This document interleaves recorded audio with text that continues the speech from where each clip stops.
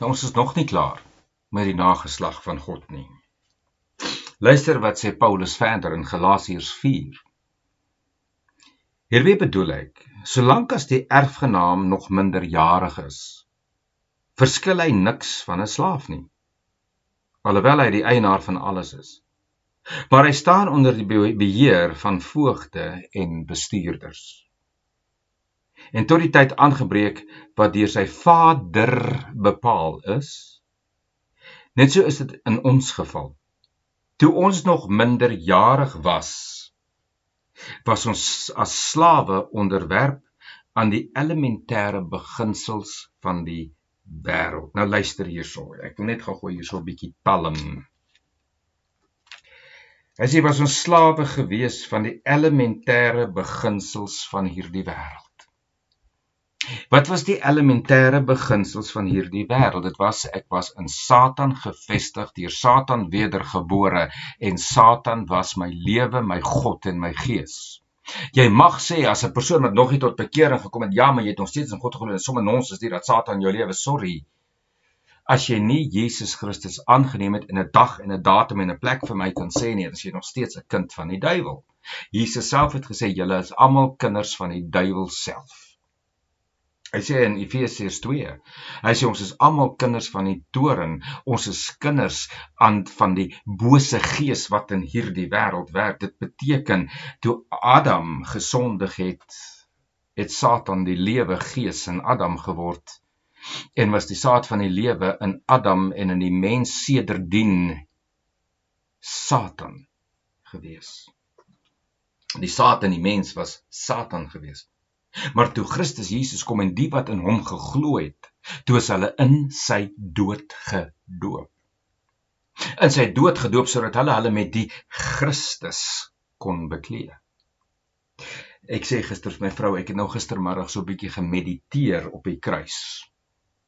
En ek het gemediteer op die konsep van die kleding van Jesus voor die kruis. Toe hy in Getsemane is, toe bid hy en het sy kleding aangehaat, en daar was hy vir ons sonde gemaak. Hy het ons sonde in hom ingeneem, en hy was sonde vir ons gemaak. En toe gaan hy word gevange geneem, hy word kaal gestroop, hy word gegeesel, hy word geslaan. Daar vat hy die mensheid, hy sit die mens uit een kant, en as God vat hy ons straf, en vat hy ons bespotting, en vat hy ons marteling. En wat doen hulle? Hulle gee vir hom 'n purperkleed, daar word hy die lydende koning, en hy word gelei, hulle hang die purperkleed, sit 'n doringkroon op sy kop, slaan dit in sy kop in, ruk die mantel af, en sit weer sy klere op hom, wat bloed bevlek is. So vat hulle hom kruis toe, hulle stroop sy klere af van hom, niemand was gekruisig in die Romeinse tyd met klere nie, hulle was kaal gekruisig. Hulle ruk sy klere af, klere bevlek met die bloed van Jesus. En ek het gewonder oor hierdie ding. Toe is dit vir my dat Jesus, toe hy gegeesel was, het hy as God ons lyding en ons smarte op hom geneem. En toe vir ons weer in hom ingeneem. Jy sien, hy het ons geskei van die smarte en die lyding, en hy het dit vir ons geneem. Maar toe bring hy ons terug na hom toe, en hy gaan kruis toe. En toe op die kruis gespijker word sy kleed afgeruk en verdeel onder die mense. Beteken sy bloed het op die sondige mensheid ingekom, en het die sonde van die mensheid gereinig en gesuiwer en geheilig. En wat het hulle gedoen met hierdie kleed? Hulle het onder die soldate die heidene versprei. So hierdie evangelie van die bloed van Jesus wat vir ons gestort is die evangelie van Christus wat onder die heidene versprei word. En hierdie kleed wat so bloedbevlek was, wat hulle onder mekaar verdeel het, was 'n tipe van die evangelie van die Seun van God, soos deur God bepaal, wat vir die heidene op sy gesit is. Daai kleed was nie verdeel onder Jode nie, was verdeel onder Romeinse soldate, heidene.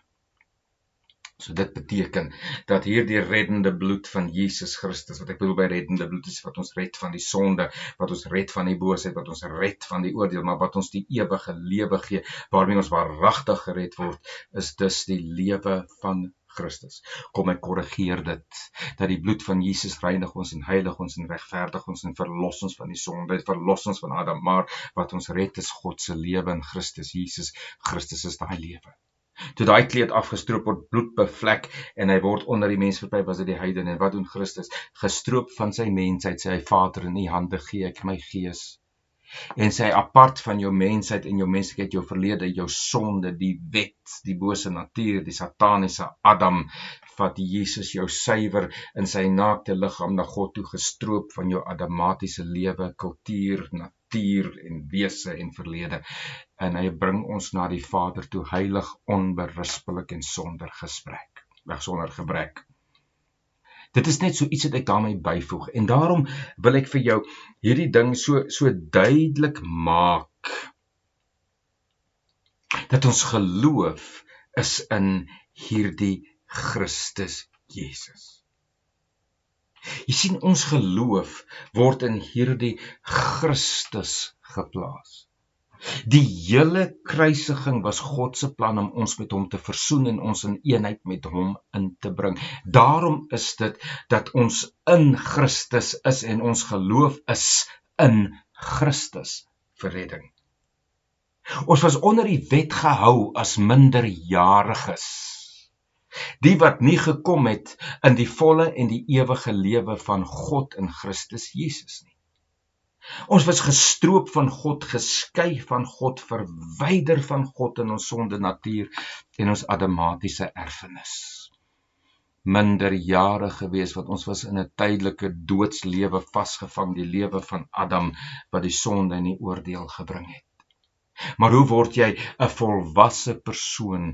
Hoe word jy 'n volwaardige, 'n meerderjarige persoon as jy in die ewige lewe van Christus inglo en sy lewe jou lewe maak? Maar nou sê Paulus,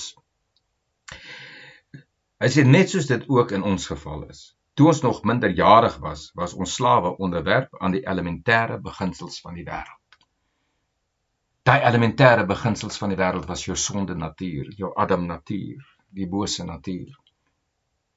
Terwyl jy in dit was jy nog nooit aan God verbonde nie, was Christus nog nooit jou lewe. Dan het jy kerk toe gaan, al was jy gedoop, al gebruik jy die nagmaal. In elk geval, as jy ongered is en onbekeerd is, jy gebruik jy nagmaal, dan drink jy 'n oordeel oor jouself. In ieder geval, kom ons klaar dit nou net uit.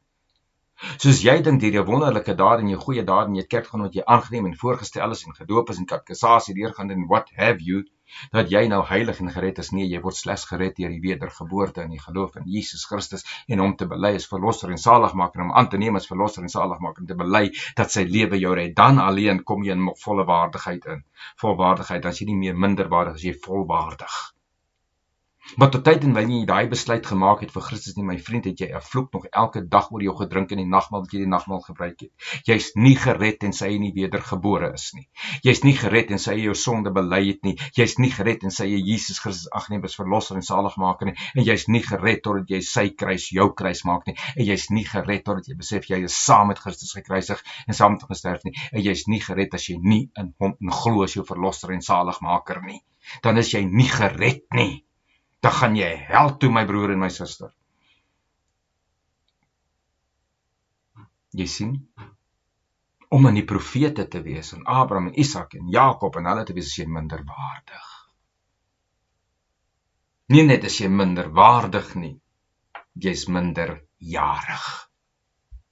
Want jy het nog nie in die volheid van die lewende Christus wat die ewige God is gekom nie. Hy wat in die voortyd al reeds by God was en uit God gegenereer is, jy het nog nie in sy volheid ingekom nie. Jy het nog nie in die volheid van die Godheid ingekom nie. Daarom is jy, soos die Bybel hierso vir jou sê, minderjarig. Nie volwaardig nie. Maar nou sê Paulus, maar toe die tyd vervul is, het God sy seun uitgestuur, gebore uit 'n vrou, gebore onder die wet, sodat hy die onder die wet kon loskoop. Sodat ons as sy kinders aangeneem kan word. Jy kan nie kunskap van God eis op grond van die profete nie. op grond van Abraham, Isak en Jakob nie, op grond van die Ou Testament en Joodse beginsels en Joodse geloftes nie. Jy kan nie daarop staat maak dat jy 'n kind van die Here is nie. Jy sien, Israel was aangenome kinders van God. God het hulle genoem kinders, maar ons as wedergebore kinders van die Here is gebore uit God se saad uit. God se saad het aan ons die God lewe gegee. Hoor jy wat ek sê? Israel het nie die wedergeboorte ontvang as God se lewe nie. Hulle is nie uit God se saad wedergebore nie. Hulle as aardse kinders aangeneem by God, maar nie wederbaar uit God se saad uit nie. Dis wat ons 'n verskil maak. Ons as heidene is wederbaar deur God se saad, Christus Jesus. Ons redding is nie in die wet nie. Ons geloof is nie in die wet nie. Ons sterkte is nie in die wet nie. Ons vertroue is nie in die wet nie. Ons geloof en ons vertroue is in Christus. En ons weet ek is 'n kind van God op grond van sy saad wat my gewederbaar het. Die saad wat aan Abraham beloof was voor hy Israel gemaak het. Voordat hy die besnydenis deurgaan, het hy geglo in God en dit was vir hom gereken as geregtigheid. So ook vir ons as heidense gelowige. Ons kan nie gaan en sê ek is die nageslag van Abraham nie. Nee. Ek is 'n nageslag van die saad wat uit Abraham sou kom, Jesus Christus. Want aan hierdie Jesus Christus en in hierdie Jesus Christus sê die woord vir ons hierso in Galasiërs 4 vers 6. En omdat julle sy kinders is, het God die gees van sy seun uitgestuur tot in ons harte. Die gees wat roep, Abba, Vader. Jy sien, dit is net die Christus in jou, as jou lewe en as jou gees, wat kan sê, Abba, Vader. Jy kan nie sê Abba, Vader, as jy in Abraham, Isak en Jakob is. Jy kan nie sê Abba, Vader, as jy in die geloftes van Israel vashou nie. Jy kan nie sê Abba, Vader, as jy jou teruggooi na die braaksel van die Israeliete toe nie. Jy kan slegs sê Abba, Vader, as jy uit God se saad wedergebore is. Sodat hy die onder die wet kon loskoop. Sodat ons as sy kinders aangeneem kan word en omdat julle sy kinders is, het God die gees van sy seun in julle harte gestuur. Die gees wat roep, Abba Vader. Jy is dus nie meer slaaf nie, maar seun. En as jy seun is jy ook erfgenaam van God. Deur die saad van die Vader is ek 'n seun van God. Deur die seun Jesus Christus, gebore uit God se saad is ek. En daarom is ek nie 'n erfgenaam van Abraham, Isak en Jakob nie. Ek is 'n erfgenaam van God. Want God het my uit sy saad wedergebore. Sy saad is Christus in my. En hierdie Christus in my, my broer en my suster, is my seunskap met die Here. Dis hierdie Christus wat in my hart uitgestuur is.